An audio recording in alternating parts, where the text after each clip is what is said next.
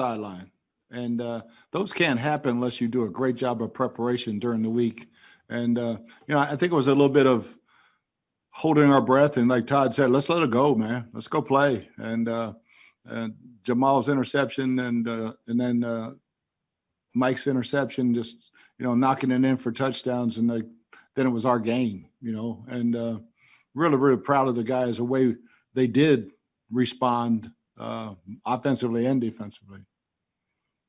You've had a good defense. They know they're good. But when you can go out there with what was on the line against that quarterback and that offense, I mean, is that one of those games that, the confidence rises to a level where now that's the standard, right? You can do this against anybody? There's no doubt that is the standard. And just knock on wood, stay healthy and keep preparing on the practice field. I could have told you last Thursday we were going to play good. And we had Thursday, Friday practices like we have never had before.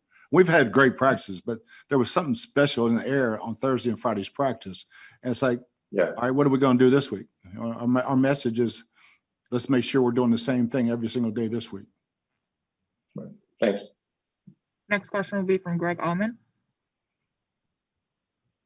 Hey, Bruce, we didn't know what the status was going to be for Carlton Davis going into the game. I don't know how much that was up in the air until warm-ups, but it seemed like he had a great game of knowing where to be and anticipating things. I think the second play, he almost jumped a quick receiver screen and got a hand on it. Just want to ask you how much it helped to see him play and tough through it and play every down as he did. It was huge, and last year, I don't know if he played with as much injury pain that he might have had, but he came up to me Thursday, so I'm gonna try it today, and I want to play in this game. And right then, and I knew when he made that statement, he'd make it to the ball game and he played well. But it was great maturity. He showed great growth playing in that ball game the way he did. Bruce, I don't know if you can comment or not. There was a report last night that you've acquired Steve McClendon from the Jets, a nose tackle there, played for you in Pittsburgh, played for Todd with the Jets. Just if you can, want to ask you what he brings and how excited you are to have him on board. Yeah, I mean, he's got to go through the protocols and the pass the physical, but he played in yesterday's ball game. And, we all know Steve. He's really a really quality human being and a hell of a player. And, losing Vita, we just needed to shore up against some of these big-time running teams, another nose guard type player. And Jason was able to make it. And, hopefully we can get him past the physical and get the trade through. Thanks, Coach. You bet. Next will be Jenna Lane. Hey, Coach.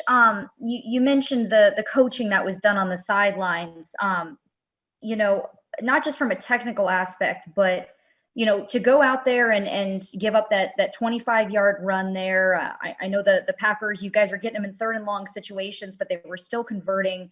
To take them from that and being down 10-0 to getting those back-to-back interceptions, like it's one thing to give the technical guidance on the sidelines, but those guys have to be able to believe that they're in position to do that. Can you just speak to the coaching effort that was done on that part to get those guys believing that they could turn that game around the way they did?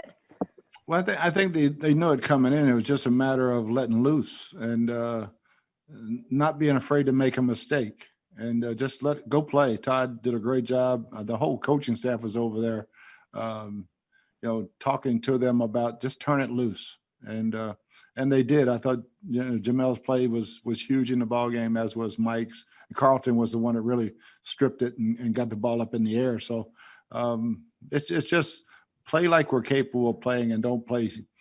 It's not scared. It's just cautious and just turn it loose. And switching gears a little bit, I know Leonard Fournette, there was some hope and even some reports out there that he would be active for this game. I understand he tested it out in pregame, but just wasn't kind of what you guys thought. Has he had any setbacks in that department, or is it really just you guys wanting to be smart about this so that he doesn't have any future setbacks? Yeah, there was no sense in risking him tweaking it and losing him for another month. Let's just get him healthy. I feel very confident about the other three guys, and Rojo's handling the load really good, and Keyshawn's coming around. Sadie's doing his job, so let's get him healthy, and we'll need him down the stretch for sure. Thank you, Coach. Next will be Scott Reynolds. Hi, Bruce. I know one of the more disappointing things in your first year last year was your home record at 2-6. You guys were better on the road. You've already won 3 home games. Can you just speak to the importance of what you've established this year in getting off to a great start at home and how that continued success will help you in your playoff push? Yeah, I think that's one of the things we learned from last year is we didn't do a very good job of protecting our turf. And, every year our goal is to win them all at home. And, if you split them on the road, you're 12-4. So, but we have to win at home and we have to play good at home. And, that's been hammered into them. And I think they've all accepted that. You look at Ndamukong, he's got 3 sacks, and I know sacks are only one part of pass rush, right? Because you've got pressures and quarterback hits, they're another part of it. But has he taken his game to another level from where it was a year ago with already 3 sacks and the amount of times he's hitting the quarterback? No, I think he's getting less attention. I think he was the most double team player in the league last year. And he's loving that single block stuff. And, Nelson jumped in there and played a little 3 technique, and Nacho played really, really well. So Sue's just taking the best of his advantage of his opportunities. And he loves getting after Aaron. That's for sure. Thank you, Bruce. Next will be Luke Easterling. Coach, obviously, Tom Brady takes the headlines with a performance like he had against the Chargers, where he makes a big comeback and throws for, 360 and 5 touchdowns. But, yesterday's box score where, the numbers really aren't astronomical, but the mistakes aren't there. You guys, is that kind of the type of game that you guys had in mind when you signed him, to be able to take care of the football and not really need those big numbers? Yeah, I think you can take care of the football and have big numbers too. And, for one of us, if you add in defensive pass interference, we've got some numbers. Last 2 ball games we've had some plays, but yeah, I think protecting the football is always paramount. When you have no sacks, no penalties, no turnovers, you're going to be really, really hard to beat. Now, if you have numbers with it, they should be really outstanding. I don't think it's the numbers as much for me as the no sacks, no penalties, no turnovers.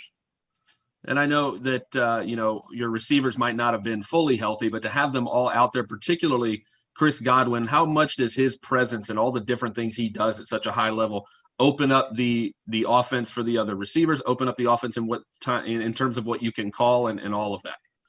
Yeah, it's huge. Like I stated last week, people don't realize how much of a part he is in our offense and what he can do, because he is so special, inside, outside, blocking, the whole 9 yards. And, it was good to see him back out there. He's not 100%, neither is Mike, but those guys at 80 to 90 is better than most. So I'll take it.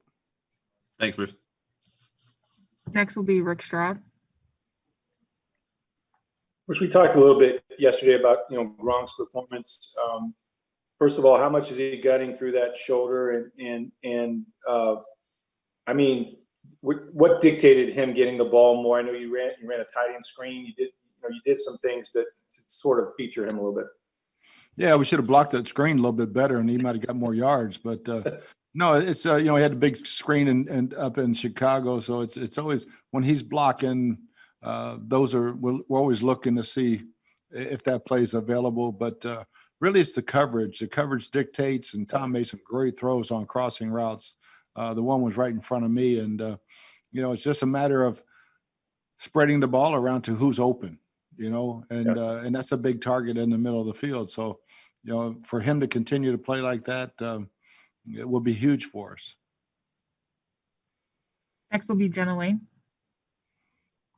Coach, back to your defense. I thought it was so fitting that the 2 guys that made the big plays, those 2 interceptions, were part of the group of guys that Coach Bowles started watching film with before the workday started last year.